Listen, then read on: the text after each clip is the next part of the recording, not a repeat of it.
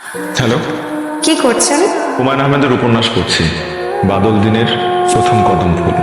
কয়দিন বাদে পরীক্ষা, চাকরি পড়া বাদ দিয়ে এখন উপন্যাস পড়লে চলবে? আমার হুমায়ুন আহমেদের উপন্যাস পড়তে ভীষণ ভালো লাগে। শুনেন, আমার কিন্তু এবার প্রথম বর্ষে কদম ফুল চাই। কোথায় পাবো? কোথায় পাবেন জানি না, কিন্তু কদম ফুল আমার চাই চাই। আর প্রথম বর্ষায় যদি কদম ফুল না ফোটে? তাহলে জারুল হলেও চলবে। শুধু জারুল কেন, বকুল হলে ক্ষতি কি? বুঝছি, কি বুঝছেন? বকুল আমার প্রিয়, আর আমি আপনার প্রিয় নই। তা নয়, সব ফুল আমার ভালো লাগে, সব ফুলকে আমি ভালোবাসি। সেদিন যদি বৃষ্টি না নামে, মেঘ না ডাকে, তবুও আমি ভালোবাসাই বৃষ্টি নামাবো অঝোর ধারায়, এক গুচ্ছ শুভ্র কদম ফুল হাতে নিয়ে। কথা দিলাম।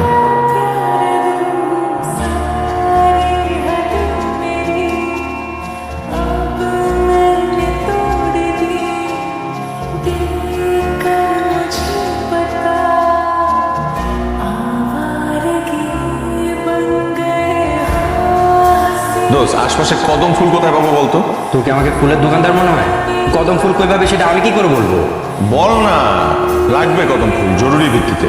বুঝছি, রাবিয়াকে ফুল দিবি তাই তো? এইসব না বাদ দে, ক্যারিয়ারে ফোকাস কর।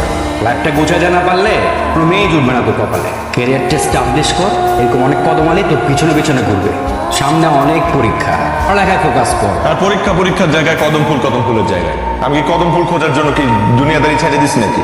আমার পড়াশোনা ঠিকঠাক মতোই রাখছি, আর ওরা আমি কথা দিছি যে কদম ফুল দিব, এই কারণে জিজ্ঞেস করতেছি। আপু কলমটা দাও তো। হ্যালো, একটু নিচে আসবা?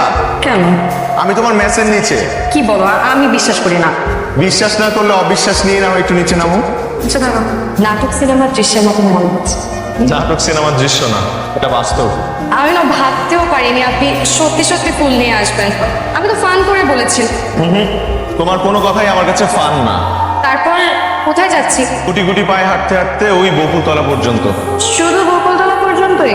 মেঘ কাটছে, বৃষ্টি নামবে এখন। নামুক বৃষ্টি, আমি তো আছি। যদি ঝড় নামে, তুমি আর আমি ছাই নেবো একটা ফুটপাতে চায়ের দোকানে।